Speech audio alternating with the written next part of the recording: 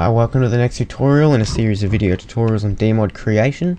In the previous tutorial, I demonstrated how to store a value that we might not know, or simply that we just want to store without just giving it a number. It might be a value that always changes. In this tutorial, we're going to go over local variables, now that we know that. Now, excuse me, that's my tutorials folder. We've already learned about global variables, as I said, where you declare the variable in main.c and it can be accessed from anywhere. It can be accessed absolutely anywhere, from the green guy, from the tree. We accessed it from the bag. We even accessed it from a script attached to a screen right here.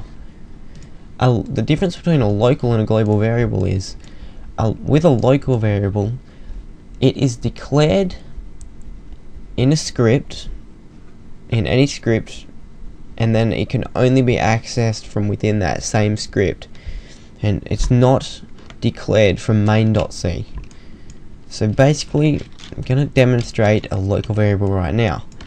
What we're going to do is we'll continue on with the storyline at the moment.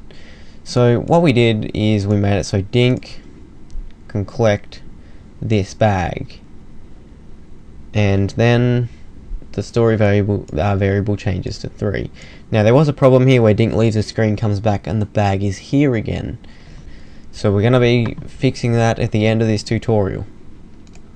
So within this tutorial, after we finish demonstrating local variables on this tree. So what we want to do is we want to continue that storyline. So let's add another if statement down here. If endStory equals 3, so basically if Dink's collected the bag of poison, we're going to use a local variable now. And probably the best thing to do, you can declare, the main rule to go by is you must declare a local variable before you use it. It will not be allowed to be used until you declare it, because it doesn't exist unless you've declared it.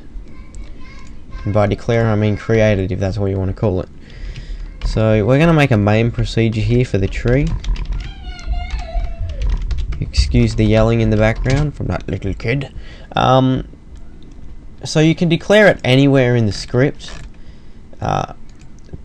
It's best to, if you know that it doesn't have to be used yet, to only declare it where it needs to be declared. And what I mean by that is, we could declare it in the main procedure right now, and let's just make something up. You can call it whatever you want, but the way you declare it is you write int, then a space, and then whatever you want to call it, but remember to always put the end sign before it. So we'll call it int and tree, for instance. We can always come back and change the name of it later just by selecting it and changing it. Okay, so basically we've declared that variable in the main procedure. Well, most of the time it's probably best to declare your variables in the main procedure. That way it can be used, you know, when Dink enters the screen it's declaring the variable endTree, and it can be used anytime whatsoever. So now that variable is declared and we can use it. Now if we like, we can store a number in it straight away, like we did when we declared the global variable endStory. And the way we do that is we just press space equals space, and whoops, I've just put 2 semicolons, and the number that we want. But you can just declare it and then store a number in it afterwards. For now it's just a variable with no value. So if we want to declare it and then later put a number in it, all we do is we write it again, endTree, but we leave the int out this time. We only write the int when we're declaring it for the first time, and then when we want to access it we don't write that anymore. So if we want to store a value in it now, after we've already declared it, we just write endTree equals and then the number we want. Okay, so we've got that variable declared now. So that's the main thing. Now let's continue on with the story. So we want to freeze Dink.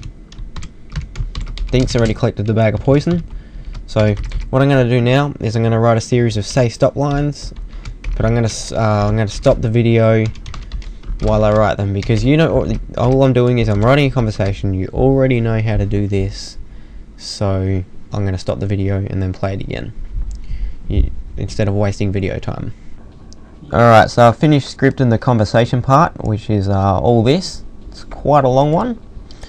Explain to you what happens. It's the tree says, what have you got here?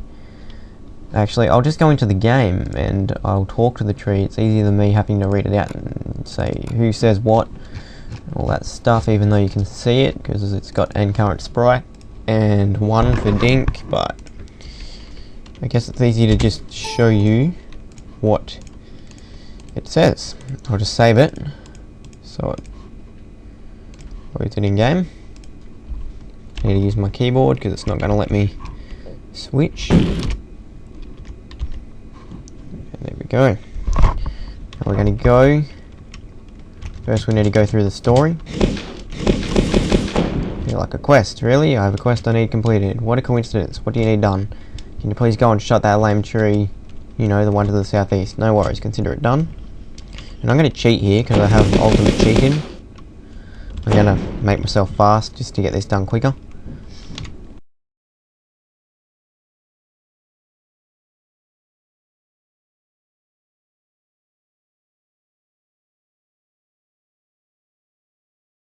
And this is what the conversation is. I haven't tested it yet, so I don't know if there's any bugs, but we'll have a look.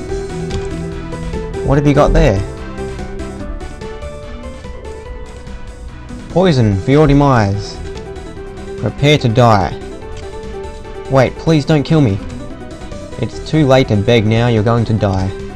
Wait, if you let me live, I'll tell you something you'll find very useful. And what's that? It's about Dink C. What the hell is that? I can't talk here. I run risk of being deleted. Well, you certainly can't go elsewhere. You're a tree. Wrong. I'm a magic tree. When it is time, you'll find me and I'll tell you more. And that's the end of the conversation. Haven't unfroze Dink yet either. Let me just do this because I'm getting feedback through my speakers. There we go. Now, so basically what's happened is this conversation, and the tree finishes off with, when it is time, you'll find me and I'll tell you more. And we're going to have the tree run around and basically disappear with an explosion. And the way we're going to do this is like this. We're going to do it all through scripting. And we're going to use a local variable. Now we still have that end tree local variable that we created up here. And we're going to be using that. So what we're going to do first is we're going to have the tree move around. So we're going to use move underscore stop, and what this does is the same as say stop. It'll move the sprite and it won't continue reading the script until the sprite's moved. I'll just put an enter here to keep it clean. And what we'll do is we'll actually rename this now. Rather than end tree, we'll call it end x. And we'll also make a second local called end y. Simply because I'm going to use these locals to store the x and y coordinate of the tree. We don't necessarily need to do it like the way I'm going to, but I'm going to do it this way because it'll help in learning local variables. So first of all, move stop, end current sprite, 8, because we're using the directions now. So first you want the sprite, and then you want the direction, and remember in the previous tutorial the numpad, 8 for up, 6 for right, 2 for down, 4 for left. So we want to move up, so 8, and we'll move it to move up to where we want it, and we'll have a look on this thing. So y equals 24 when my cursor is there, so we'll move it to 24, and the last number you can set it to 0 or 1. 0 means that if it runs into a hardness, it won't be able to move through it, it'll stop. We don't want this when we're using the move stop command, because if it does run into a hardness and it can't reach its destination, the script's not going to continue until it reaches its destination, so the game's just going to freeze. So if we set it to 1, it allows it to move through hardness, just in case something hard gets in its way. So it's going to move up, and then we're going to have it move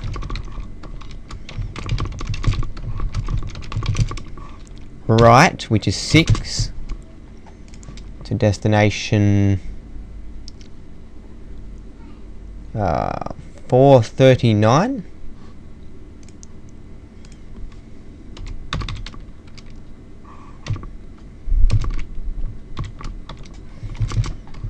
And then we're going to have it move down,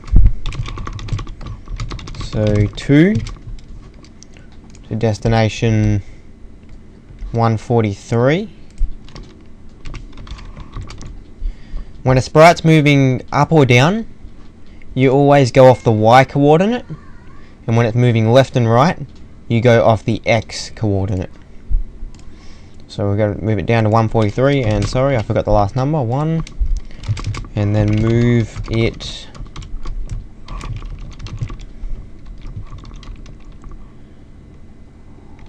what we'll do is we'll move it across equal to Dink's X position, for the simple purpose of using the local variables. We'll move him, what we'll do is we'll move him about, we'll get Dink's X and Y, and we'll make him move near Dink. And the way we'll do this is we're going to now use our local variables end X and end Y that we declared. And what we're going to do is, first of all, we'll move him left a little bit. Move the tree left, which is 4 over to 300.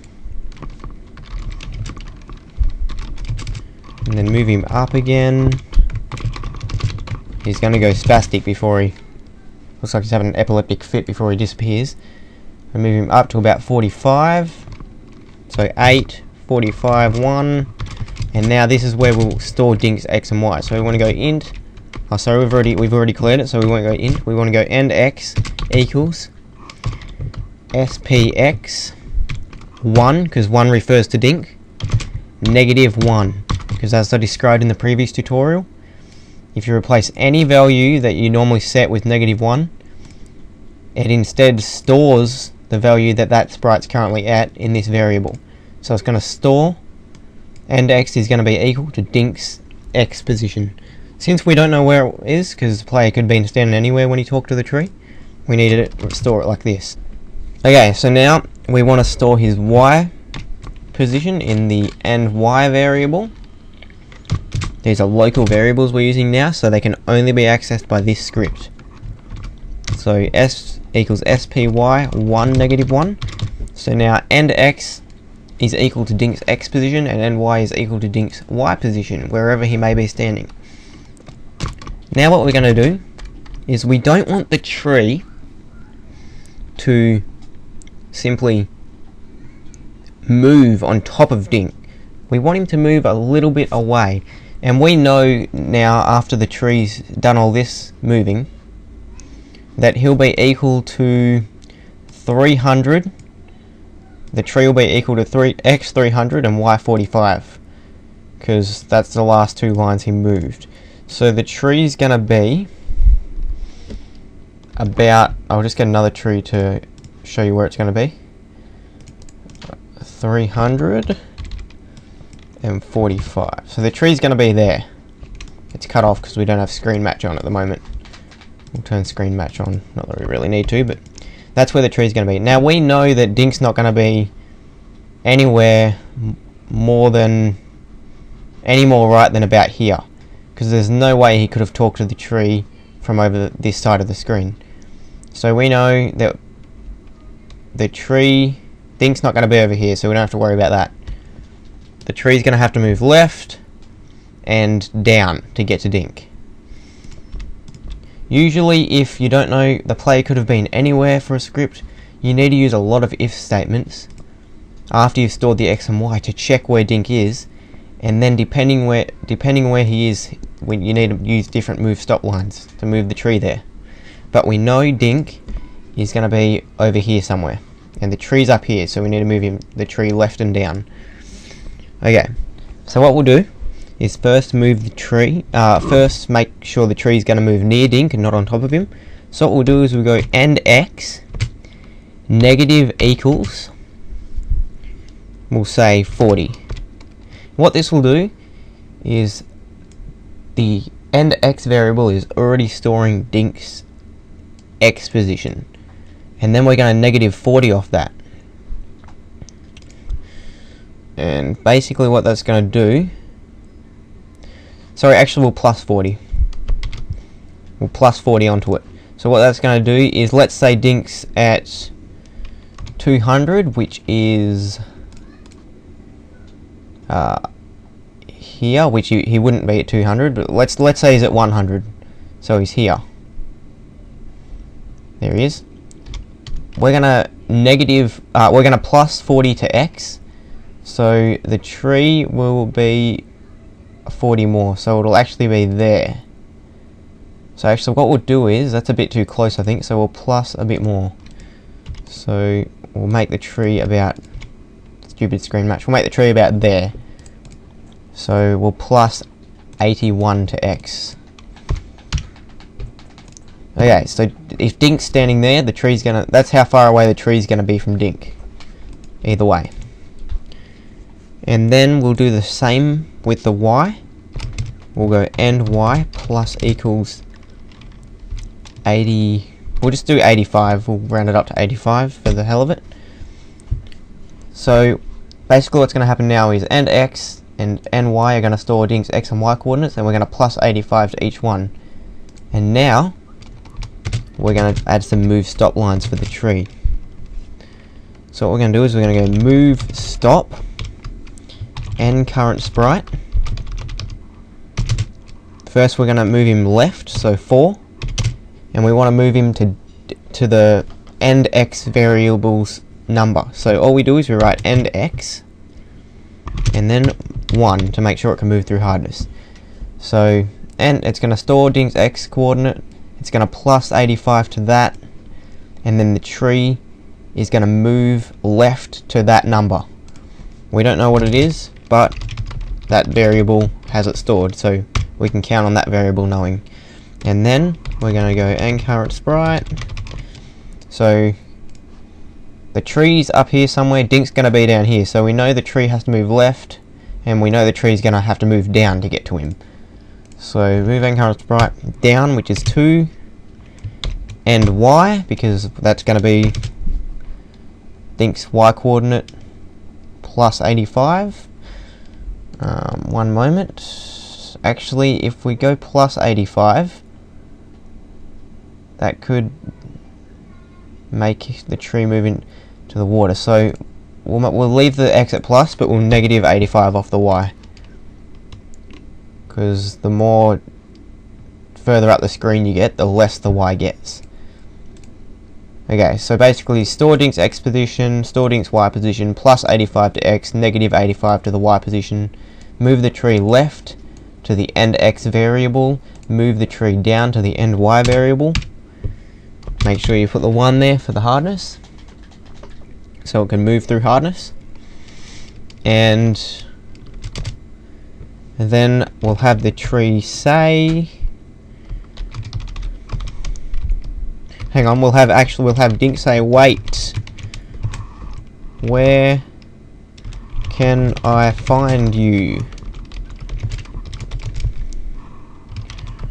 And then we'll just have the tree simply vanish, and then Dink will be like, oh man. So what we'll do is we will create another local variable up here, int, and we'll call it explo, short for explosion. We could write explosion, but you can call the variables whatever you want, and since you usually have to type them a lot of times, you want them quite short and something, but you still want them something so you'll remember what they're for. Okay, so we've declared and int and explo, and what we'll do is we'll go and explo equals create sprite, and what this is going to do is this is going to create whatever sprite we put in these brackets, and explo is going to refer to that sprite the same way that one refers to Dink or endCurrent sprite refers to the script that this is attached to, which is the tree. When you write a variable and then equals and then create sprite, that variable refers to that sprite. So you can always keep track and keep modifying and manipulating that sprite. So I'm going to create an explosion effect on the tree, and the way we do that is we'll use sequence 70, no, not sequence 70, sequence 167. So what we want to do is we want to create the explosion at where the tree is, because the explosions are going to be on the tree and then the tree is going to disappear, and we know the tree is currently at end x and end y, wherever that may be, because that's where it moved to. So what we do is we write equals create sprite end x and y, and we'll give it a brain of 7, because what 7 does, why I'm giving it a brain of 7 is, I'll just put this here to show you. You can always see the brains in here. What 7 does is it plays through a sequence and then it kills that sprite, and we only want it to play the explosion once, so we get rid of that. So I'm giving it a brain of 7, and it's sequence 167, and we'll just start with frame 1. And then just to make sure, you always write the seek sp seek and explo, because end explo refers to that sprite we just created, 167. You always write the sequence again. I'm not sure why, but sometimes it can screw up if you don't tell it what sequence it is again straight after. And then you want to write the brain again as well, sp brain. Actually, no, you don't need to write the brain, sorry.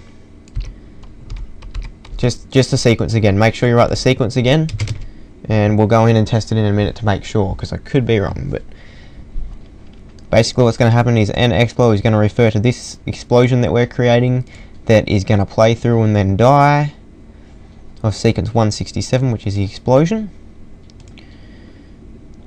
And we won't put a sound in there at the moment because we haven't learnt about sounds yet, and I will get into sounds later, and then we'll modify what we've already made. And then we want the sprite to disappear, so we want to write sp no draw. If we used sp active and current sprite 0, it's going to kill the sprite off, and then we won't be able to write any more lines afterwards. So we don't want that. sp active will kill the sprite and it'll kill the current script as well.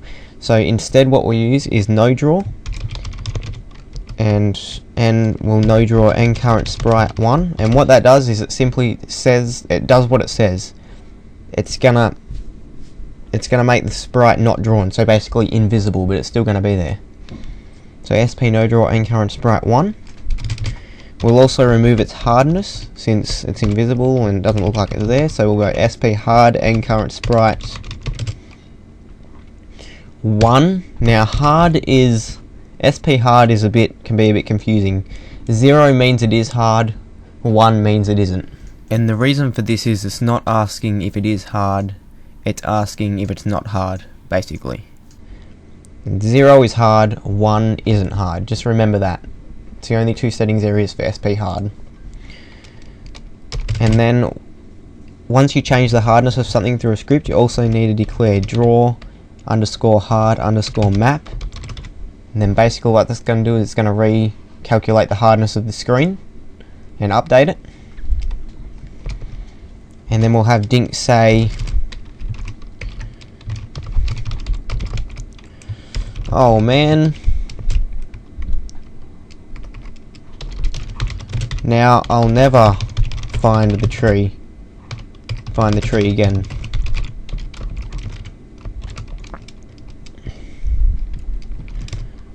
And then we'll have him say, oh well, I guess I'll go and tell the green guy that the tree is gone.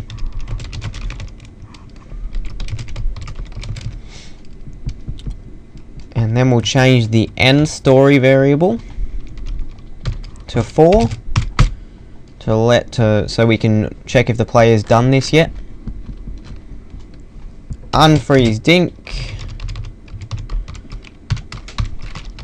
and then we can write SP active and current sprite 0 and kill this task, just for the sake of knowing that this sprite and script is completely dead because we no longer need it.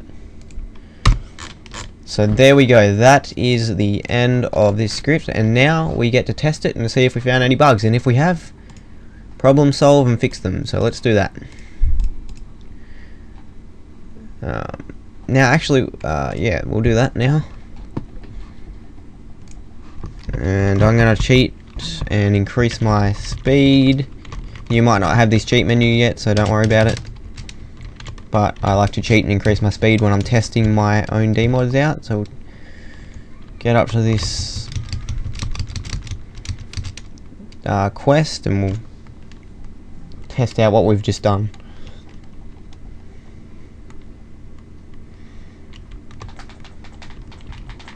Get the bag. Talk to the tree and see if this sequence works. It may not work yet, but if it doesn't, we'll fix. Okay, so let's do it. What have you got there? Poison for your demise. Prepare to die. Wait, please don't kill me. It's too late to beg now. Blah blah blah blah. And what's that? It's about Dink C. I can't talk here or I'm risk of being deleted. Well, you certainly can't go elsewhere. You're a tree. Wrong, I'm a magic tree. Okay. He's not going to move. I know why. There's a bug that we found. The tree has no speed. So what we need to do before they say stop lines is change his speed. And we want him to move quite fast because we want it to look like he's jumping around the screen real fast. So the way we give him a speed is just write after the conversation and before the move stop lines, just write SP speed and current sprite and then set the speed number. I'm going to set it to 3. That'll make him go quite fast. Then save it and then we'll test it out once again. Hopefully that'll work. Hopefully I haven't missed anything else. Talk to the tree and hopefully it works this time. Whoops. What have you got there? Poison, blah blah blah blah. We already know what happens. And wrong, I'm a magic tree. And when it's time you'll find me and I'll teach you more. Okay, so he's actually moving quite slow, so we need to fix that. But we'll see if the script works anyway. We'll leave it and see if he does his... Okay, so it just got Dink's X and Y position and now it's going to move. Wait, where can I find you? Oh man, now I'll never find the tree again. Oh well. I guess I'll go and tell the green guy that the tree is gone. Tell you so, it moves sort of near Dink. So it'll move 85 away and 85 up the screen. So it's sort of on an angle close to Dink. Because that's what we did in the script. Now let's actually, I think I know why it's going so slow. You see it's got a timing / delay of 33. That also affects the speed. We're going to set that back to 0. And we'll actually set the speed of the sprite to 4. That's going to make it go quite fast.